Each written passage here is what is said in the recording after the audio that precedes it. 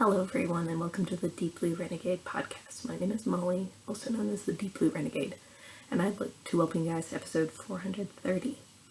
It is Saturday, December 3rd, 2022, and I'm glad you could join me today. It's pretty glum.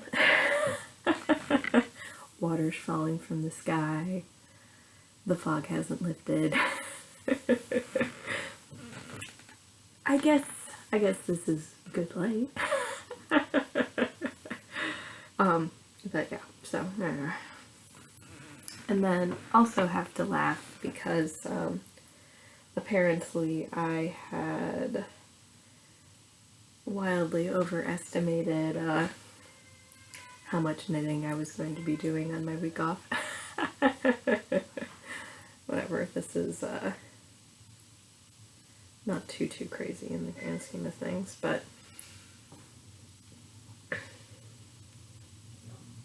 it was an overestimate.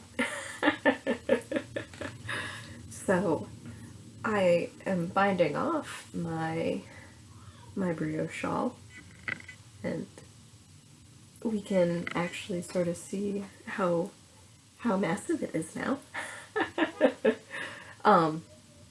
Yeah. But we still have quite a bit to go. I did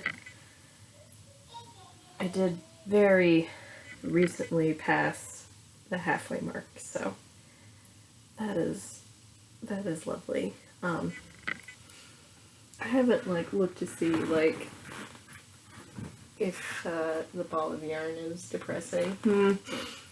The ball of yarn is depressing. I don't think this ball of yarn is going to get me to the end.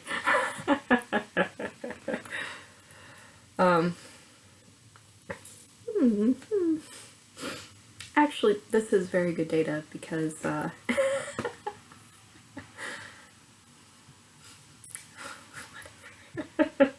see, that's what I get for, you leave your ball of yarn in a place where you can't see for a while, and then come back to it, you're like, yeah, no, that was too aggressive. But you know what this means. So I'm in the process of doing an I-cord bind off, and I decided that instead of doing or would it be sort of like a sturdy I-cord bind off, that I would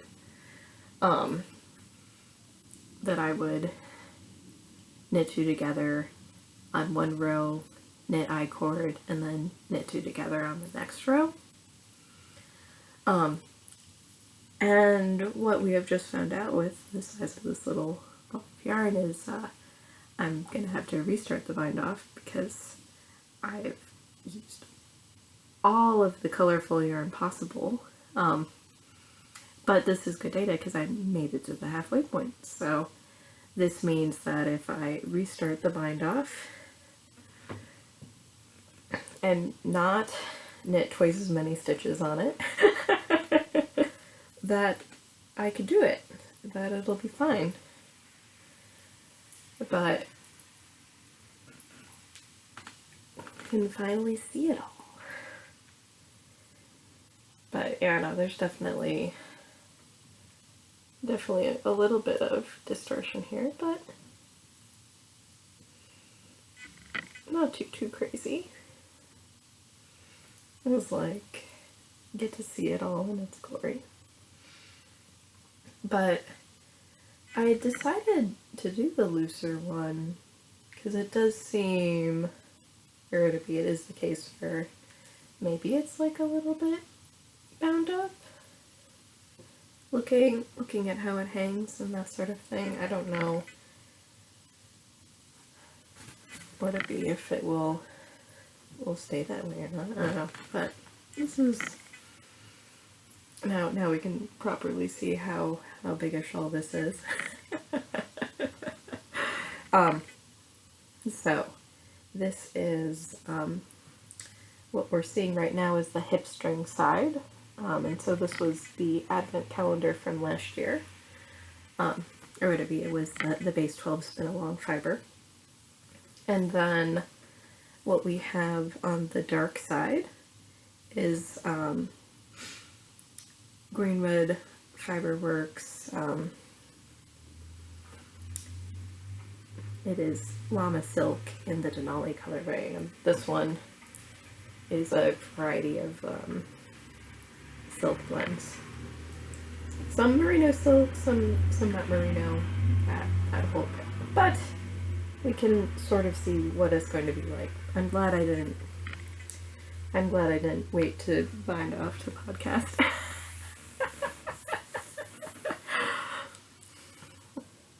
The ball has been hanging out of the... There's no more.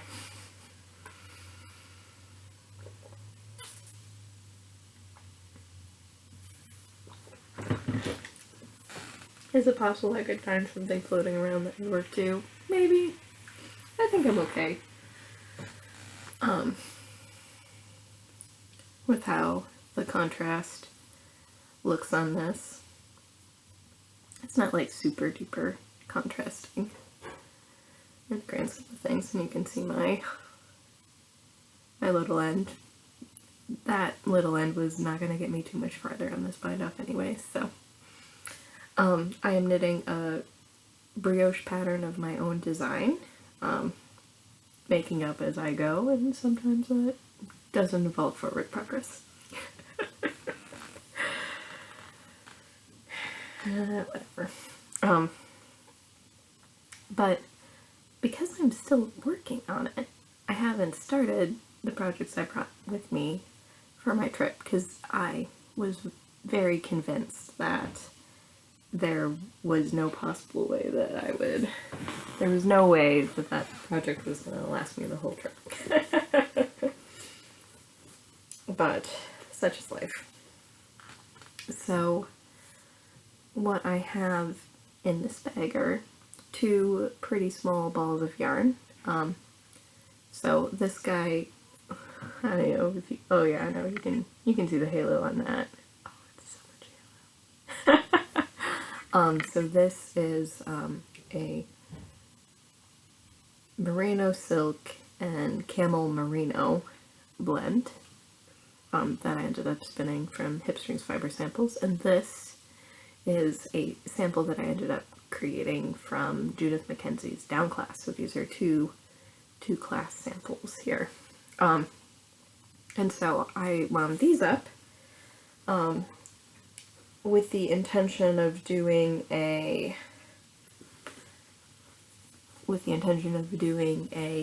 brioche Pretty Thing. Pretty Thing is a pattern by the Yarn Harlot, Stephanie Pearl McPhee. But obviously I didn't even get to the needle selection stage on that one. And then what's also hiding in this bag, because I was going to run out of knitting at any time, is I ended up caking up some SSK fiber. So this was Into the World in the Tinkerbell colorway, and I spun it as a fractal cable. So it has blues, purples, yellows, and sort of like a light teal in it. And there's definitely going to be a section at some point which is going to be very blue and purple-licious. So this is a part of like my ongoing experiment with what would it be? Various constructions of yarn. I've knit, or it'd be, a lot of my initial hand-spun socks were traditional 3-ply or chain ply. I did some sock yarn experiments in order to make hardier yarn, and so I think this is the first time that I'm knitting with one of my cables. I think. I also did some opposing ply, and those I've knit up already. So one of them is a Marceline Smith pattern, the Now and Next socks, and the other one is a pair of skews, which I think is, well, yeah, something. And there is all sorts of drama and chaos with those cues. So basically I wound it. I have all of my sock knitting accoutrements in this bag. This is a bag that my friend Joyoti made me.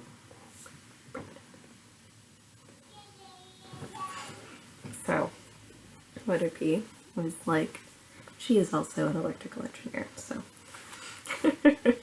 but when she saw this fabric in her stash, she knew as a blue loving double E that it was mine. So this has been riding around with me for the moment when I will finally be done with the brioche shawl.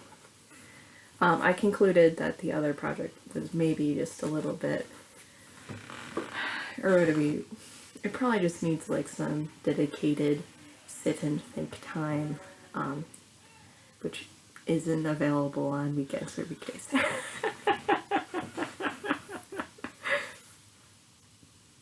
Whatever. So, and were those even my intentions? Probably.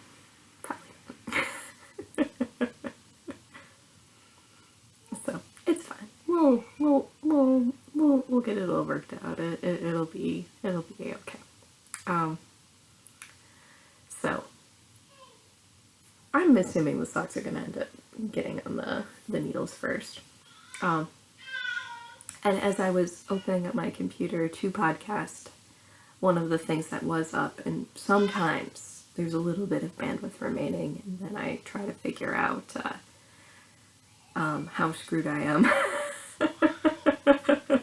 for my yarn usage for the or for the Scheherazade shawl. I swear there's like some sort of sound coming from there. Like I don't, yeah. I'm not sure what's going on entirely, but there seems to be a sound coming from my stash. Whatever. So I looked at it. I've made it to the fourth border chart. I might have left off at the fourth border chart 2 weeks ago. I'm pretty sure I have not worked on it. At whatever. That's probably where we're last week. So whatever. Such is life. I'm not like too worried about it in the grand scheme of things. So dealio there is it's not quite done yet.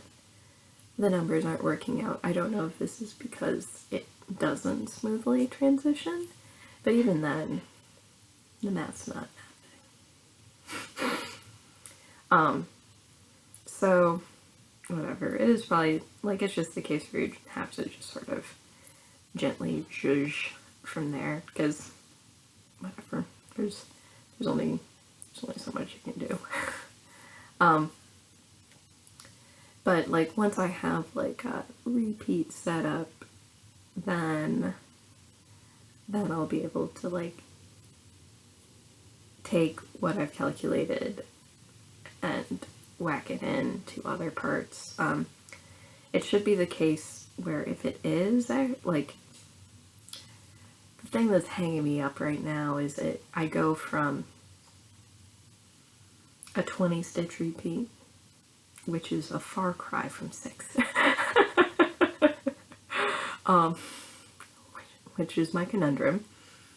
And so the final row in the third border chart is 20 stitch repeat. And the first row in the fourth border chart is 36. And I can't. It doesn't work.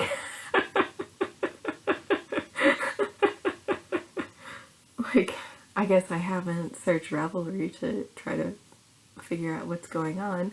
I've not messaged the designer. But the math's just not mathing.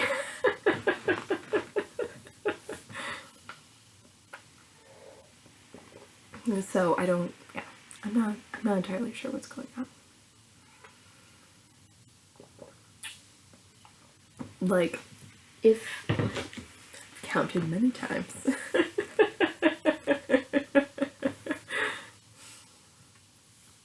So, I'm not entirely sure what's going on. It's a little bit crazy making. Whatever. So that is the story there, is that it's still in purgatory. At some point it will be picked up again. It may involve ripping some stuff back and doing some recalculation and all of that fun, so that's fine. Would it be?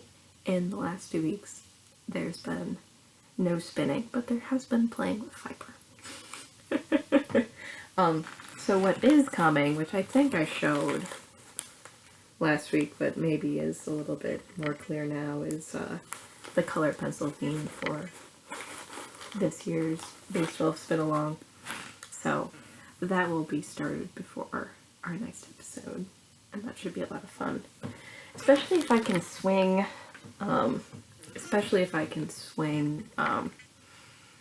being able to join in the live ones. We'll see. We'll see what I can get away with. Based on my travel schedule, I probably won't entirely keep up. But okay, such is life. And then I ended up pulling out the drum carder to make a bat for my fiber swap partner. So that was a fun thing that I ended up doing on my week off. We got to break out the drum carder. And this is not the finished bat, but it is definitely well on its way. And so what's going on here is I had a bag of clean merino. I had a handful of dirty merino. I cleaned the dirty merino. I had approximately an ounce of fiber. I had about 5 grams of these ends and skein ties from my Madeline Tosh deep sweater. And so what I ended up doing was I cut them into like roughly, I'd say somewhere between like 2 and 3 inch lengths. And then I started running it through the drum carder. So I first carded the merino bat, and then I started to incorporate the yarn. And so I now have a little bit more than an ounce here, but I think I need to go like one more pass. Because every pass I've been like finally able to sort of like deconstruct the yarn and sort of blend merino with merino basically. So I think one more pass and I'll be good. And then I think what I'm going to do is I'm going to spin it as singles. Or alternatively, spin a single and thread ply so that I get as much yarn as possible. But it's very soft, maybe like a touch of grease, which is probably my fault. It definitely has like a little bit of a linen touch to it, but it's very soft and fluffy. And a very interesting sort of product. So, would it be Reed, who would it be is spinning like, or who's like teaching some spinning classes at the Black Squirrel Berkeley. She really likes hand carding yarn scraps and then incorporating it into fiber.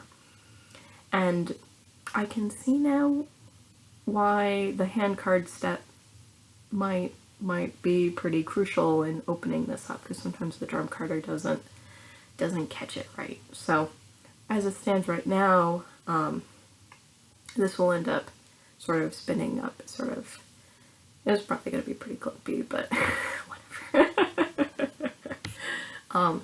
So make sure things are really good. Okay, we're fine. So this is my first time taking yarn scraps and incorporating it into fiber. And this would be pretty dense. The yarn scrap to fiber ratio might be a little bit aggressive, but I figured like start with my merino, have this lovely dark blue that I'm very much so in love with. I'm probably gonna create a yarn that I like with what I have. So would it be when was that? That was October, so actually pretty quick turnaround in terms of going from somewhere between raw to semi-processed fiber to that itself. I haven't cleaned the drum carder yet. I'll do it once I finish the one pass, and then we'll end up having things go sleepy for a while. So, or would it be? Because it was a case where I busted it out in order to make pads for my swap partner, and then would it be? And then got that all in the mail, which was good because it probably would have been pretty challenging to have made that happen this week. And then I'm like, well, since it's all out and I have the clean fiber and I want to run this experiment and I have time, that's what happened. So, not too crazy. So, should be interesting, an interesting one to spin, and just a little bit more processing to go. So, speaking of fiber swap, like, what would it be? I ended up, so I did the Secret Santa, and so who I was sending to is not who sent to me, and I feel like this is more than 4 ounces. So what is it? So let me check the name, because it'd be the case where my swap partner did read what was going on. So Noelle from Big Ash Farm sent a bat with, so this is Icelandic wool from her flock, dyed with indigo from her garden. And it totally looks like more than 4 ounces. I don't know. I guess if we compare it in size to my 1 ounce bat, maybe it's not too crazy there. So what would it be? So what we have going on here is, what would it be? It's sort of, or would it be? It's sort of like it has definitely like a pale mintiness, so I think in that regard the camera's actually capturing reasonably well. And this is pretty darn soft. I like when I saw the note, I'm like, Icelandic. I've never spun Icelandic. But this is fun and festive. So, and actually what's got me thinking, as you do, is I'm wondering if I want to combine it with the fiber that I got from Helen last year and then make a big proper thing. So then this ends up sort of being like sky and clouds and then the rainbow that Helen gave me. It could be a fun combination. But this is Big Ash Farm. I was amused by the little, what would be, I think it's a little needle felted hat that ended up getting attached to the card. So, what would it be? So that arrived today. It's like perfect timing. Perfect timing. So, we shall see how everything all comes together, but would it be? It's fun to like search a stash and figure out like a way so that you can make things like new and exciting. And so I ended up sending my partner, it was a Targi bamboo silk, that was sort of, I would say, like, I think it could have swung Christmas or fall palette. I ended up carding them into, across the width, rainbows, and then there was a little bit of extra, so whatever. I didn't weigh. I just went. I didn't try balancing it out. So, yeah, no, and I'm not sure.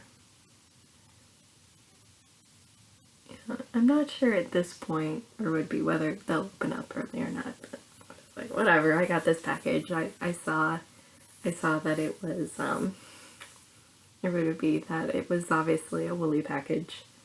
And so I was like, yep. I'm just gonna go for this now. So, would it be? And one shouldn't keep bats compressed that long. So that is the story there. So should be interesting. New adventure, which is always fun. Yeah. So would it be? Was definitely the case where I always have to laugh. So I don't know if my other the other people in the swap will end up waiting to open, but I was like, I was like, it's here, it's good. Okay, so let's see. Any other things that I wanted to cover? Yep. No, we'll find out who it'd be the case where like the Odyssey continues. Will the brioche shawl be done next episode? We'd hope so. Maybe even blocked. No, we'll see. I don't know, what would be the other question? Will the math finally add up? Nobody knows. What would it be? What in the world will Molly be spinning? Will she actually be doing what she intends or not? We shall see. And then the perennial question, which is what project will be cast on next? Because it feels like it's been a long time. It has been a long time. It's been since July. Like, but to be fair, like I'm working on 2 monster projects right now, so what would it be? It'll be nice to work on something small. That would be lovely. But yeah, I'm trying to think of what else. Not too crazy. Would it be just maybe not as much knitting time as I would hope for. So, with that, I hope you guys have a lovely week, and I look forward to talking to you soon. So, take care, guys. Bye-bye.